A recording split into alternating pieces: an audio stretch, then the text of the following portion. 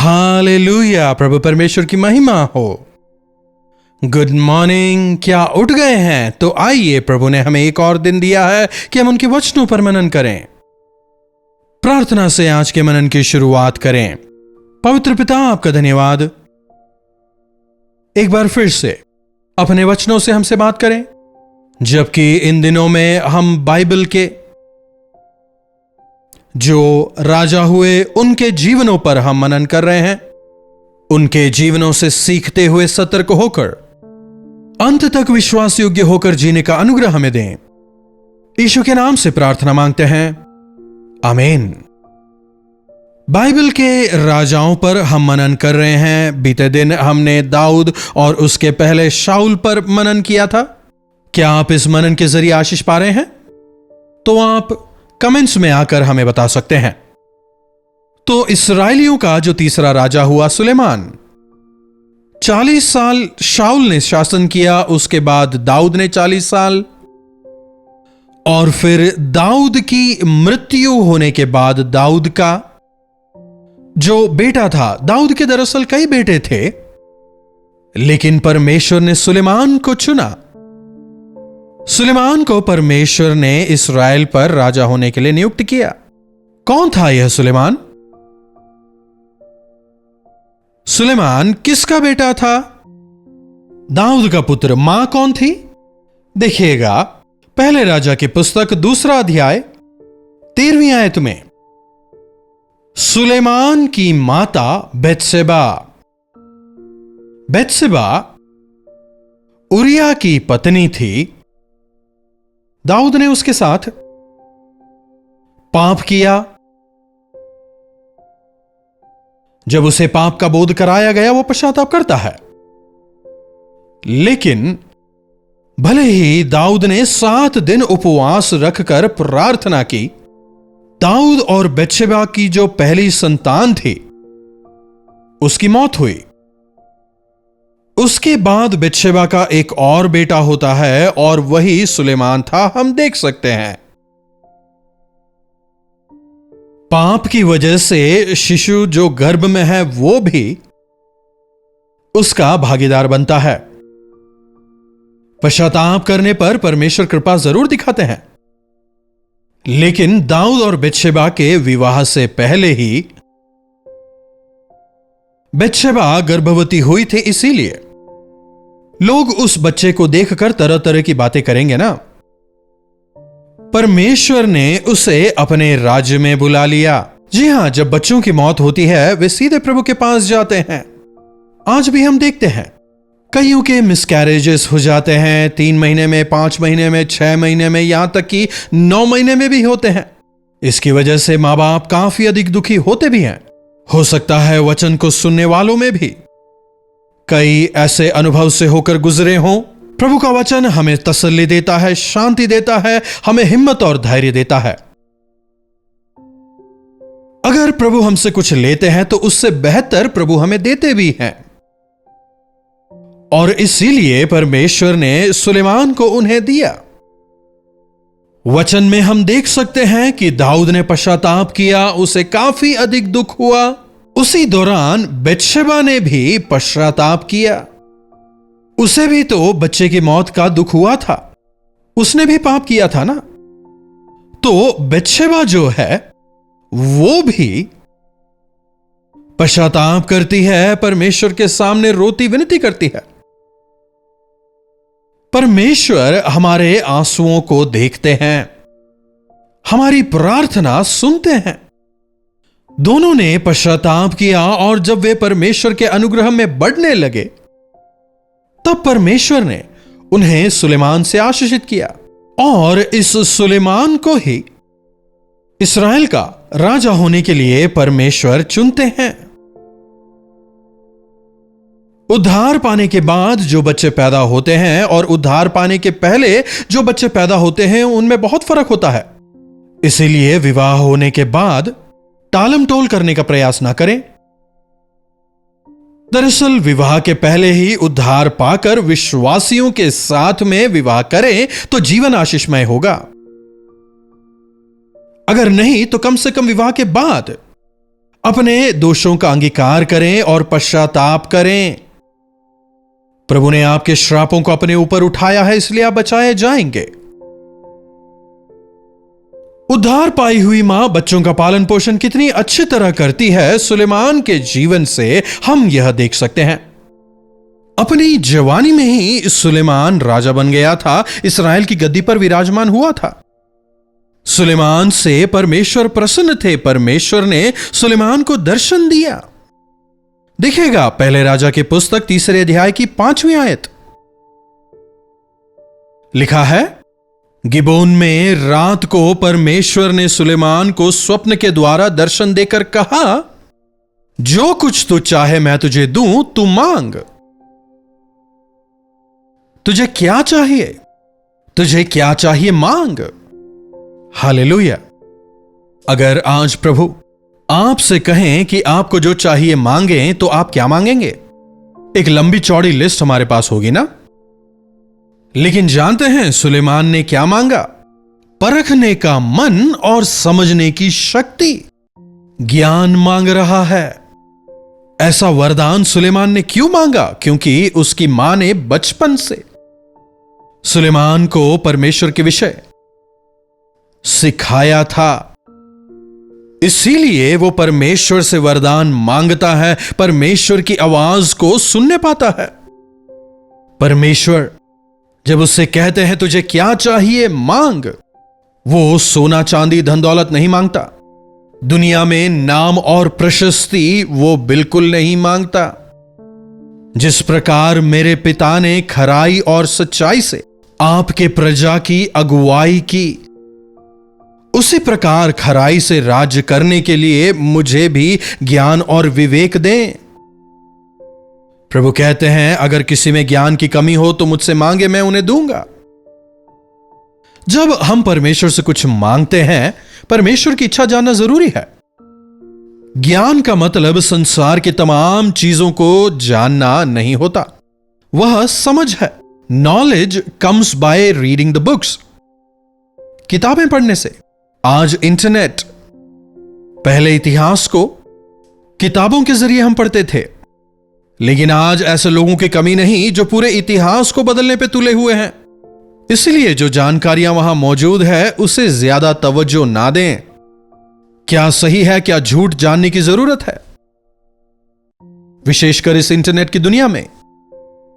आप में से कई होंगे, जब आप पैदा हुए हमारे देश का इतिहास क्या रहा, संसार का इतिहास क्या था, नहीं पता। इसलिए आज कोई भी कुछ भी कह देता है, मान लेते हैं। जी नहीं, चीजें बदल गई हैं। गहन अध्ययन करें तभी समझ पाएंगे। बाइबल के अंदर भी हम कई सारे इतिहास की चीजों को पा सकते हैं। बाइबल का अध्ययन करें। बाइबल में लिखी चीजें ऐतिहासिक हैं।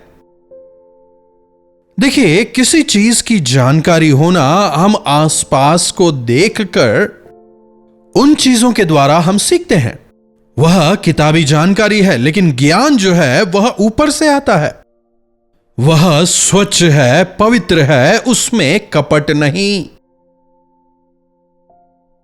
ज्ञान जो है, क्या सही है क्या गलत, इसके निर्णय में हमारी मदद करता है।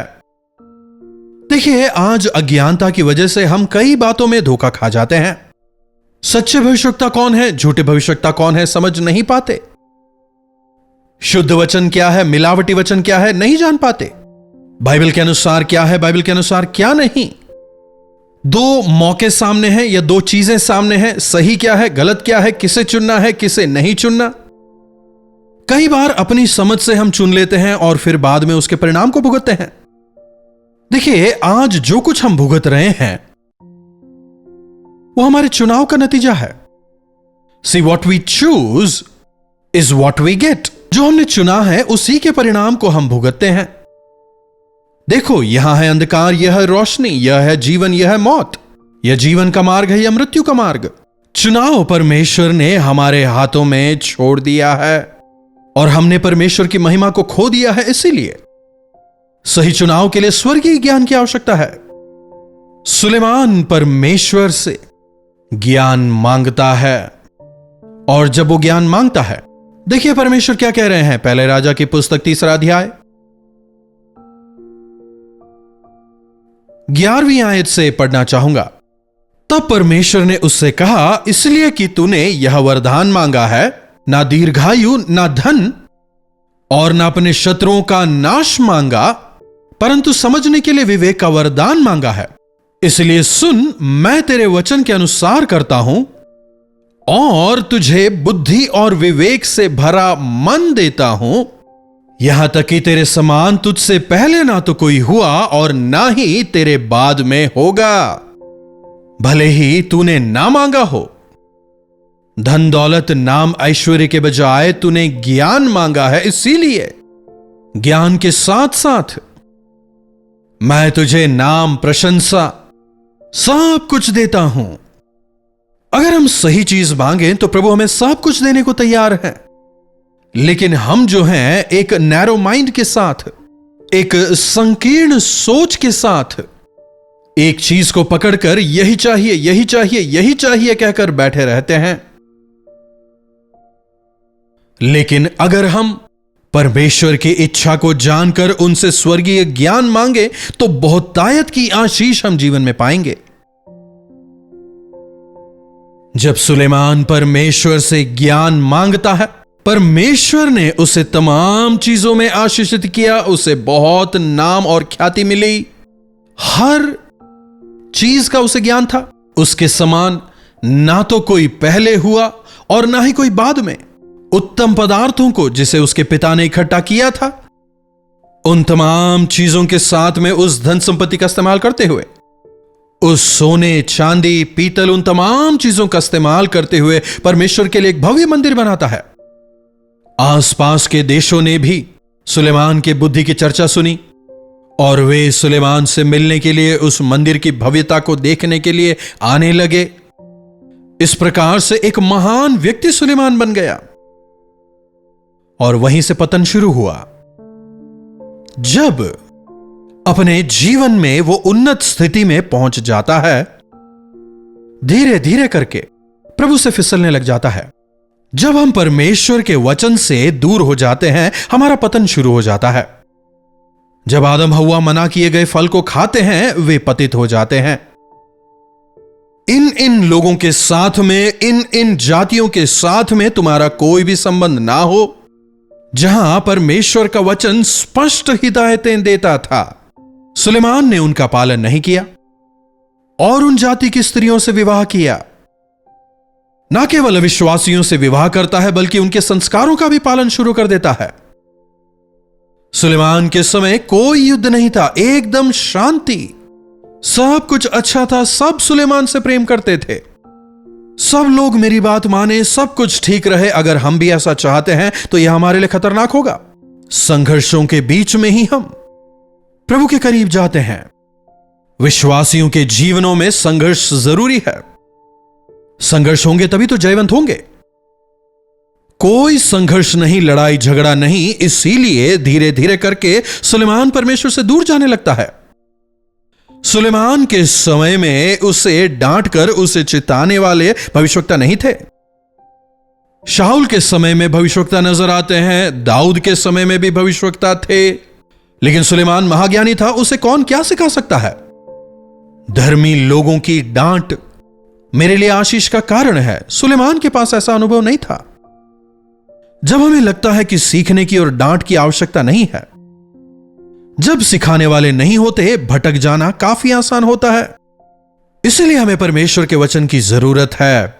उन दिनों की तरह आज हमें भविष्यवक्ताओं की जरूरत नहीं है, क्योंकि आज हमारे लिए परमेश्वर का वचन मौजूद है।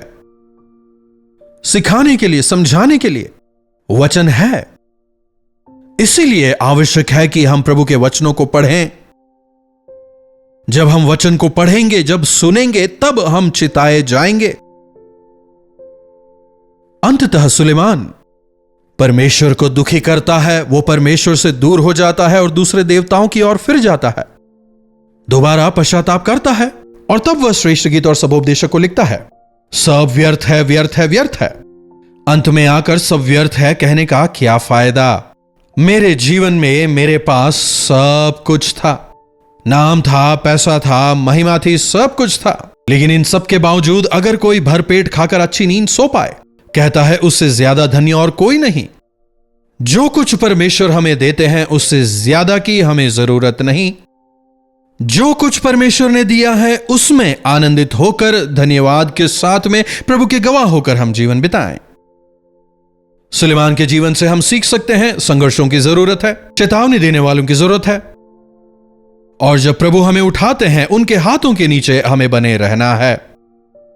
प्रार्थना। पवित्र पिता, आपका धन्यवाद प्रभु, जब इंसान सही चीज मांगते हैं, जब आपकी इच्छाओं को पूरा करने के लिए आपसे समझ और ज्ञान मांगते हैं, सामर्थ्य मांगते हैं, आप कितना अधिक उन्हें आशीषित करते हैं। सुलेमान के जीवन से भली बात ही हम इस चीज को सीख सकते हैं। आपकी प्रजा पर समझदारी के साथ राज्य करने के लिए सुलेमान ने आपसे ज्ञान और विवेक और समझ मांगा और आपने उसे बहुतायत से दिया। ना केवल जो उसने मांगा बल्कि उससे बढ़कर आपने उसे दिया। पाने के बाद वो सतर्क नहीं रहा और आपसे दूर चला गया। हमारी मदद करें प्रभु, संघर्षों के बीच हम आपको कोसने वाले ना हों, बल्कि आपके वचन से अगुवाई पाकर दृढ़ होकर बढ़ने का अनुग्रह दें। यीशु के नाम से प्रार्थना मांगते हैं, आमीन। अब हमारे पिता परमेश्वर का प्रेम, प्रभु यीशु मसीह का अनुग्रह, पवित्र आत्मा की संगति और सहभागिता हमें से प्रत्येक के साथ आज, कल और सर्वदा बनी रहे, आमीन। प्रभु की महिमा हो। अपने प्रार्थना विषयों को आप हमें 9884907779 पर व्हाट्सएप, वॉइस मैसेज या टेक्स्ट के जरिए भेजिएगा। हम अवश्य आपके लिए प्रार्थना करेंगे, प्रभु चमत्कार करेंगे। चैनल को लाइक, सब्सक्राइब और शेयर भी आप जरूर करें। इन्हीं वचनों के साथ मैं आपसे विदा लेता हूं। प्रभु आपको आशीष दें। हालेलुया। मुंबई और उसके आसपास रहने वालों के लिए शुभ संदेश। अगर प्रभु ने चाहा, अप्रैल 14 तारीख को धारावी में और अप्रैल 15 तारीख को गोरेगांव में, दोनों अलग अलग जगहों पर केवल शाम को गेट टुगेदर का आयोजन कर रहे हैं। टीवी पर अगर आप हिंदी में या तमिल में या तेलुगु में वचन सुनते हो या फिर किसी और भाषा के कार्यक्रम के जरिए आप हमारे साथ जुड़ते हो, तो हम आपको इस गेट टुगेदर में भाग लेने के लिए सादर आमंत्रित करते हैं। हम मिलकर प्रभु के वचनों को सुनेंगे, मिलकर प्रभु की स्तुति आराधना करेंगे, हमारे जीवनों में एक बेदारी आए, इसी प्रार्थना के साथ हम आ रहे हैं। आप भी प्रार्थना के साथ आए। गौर कीजिएगा, अप्रैल 14 तारीख को धारावी में मॉर्निंग स्टार स्कूल में शाम को 6 बजे से, समय याद रहेगा ना, शाम को 6 से 10 तक केवल एक सेशन। उसी प्रकार 15 तारीख जो कि बुधवार है, शाम को 6 बजे से लेकर 10 बजे तक गोरेगांव में गेट टुगेदर का आयोजन कर रहे हैं। जो जगह आपके करीब है आप आए, या दोनों जगहों पर भी आप आ सकते हैं। पता गौर से सुनिएगा, morning star school near Sion railway station, Dharavi, Mumbai. April 14 तारीख शाम 6 बजे से लेकर रात 10 बजे तक यहां पर गेट टुगेदर का आयोजन किया गया है। अगर आप अधिक जानकारी चाहते हैं तो QR कोड स्कैन कर सकते हैं या नीचे दिए गए नंबरों पर फोन करें। फिर गोरेगांव में होने वाले गेट टुगेदर के एड्रेस को भी आप नोट कर लें। पता है महाराष्ट्र विद्या हॉल, मोतीलाल नगर, गोरेगांव वेस्ट, मुंबई। मीटिंग का जो समय है शाम 6 बजे से लेकर रात 10 बजे तक। आपसे आमने सामने मिलकर आपके लिए व्यक्तिगत तौर पर प्रार्थना करने के लिए हम आपके शहर आ रहे हैं। आप भी अवश्य आए, अपने परिवारजनों को, मित्रों को लाएं, मिलकर हम प्रभु की स्तुति करेंगे। अवश्य आएंगे ना?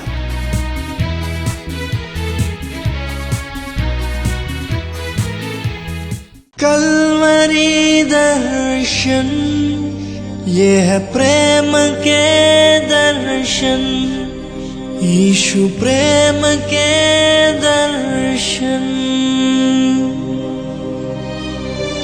कल्वरी दर्शन, ये है प्रेम